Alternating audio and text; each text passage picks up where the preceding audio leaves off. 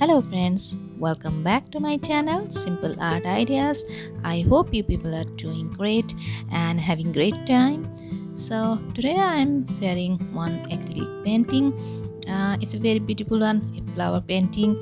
But the thing is, I forgot to switch on my camera for the main part of the painting. Yes, I mean the flowers.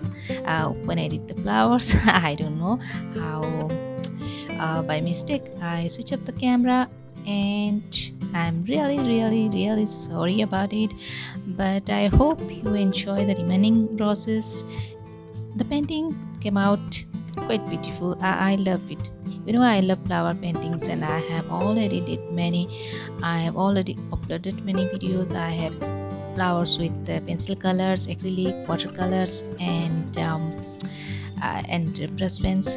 So this one is also I love it, but I'm really sorry about it, and I love this painting, so I thought of sharing to just delete it.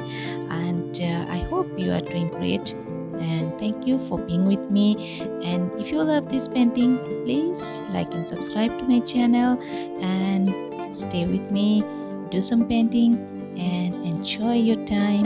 Have a wonderful day. Bye.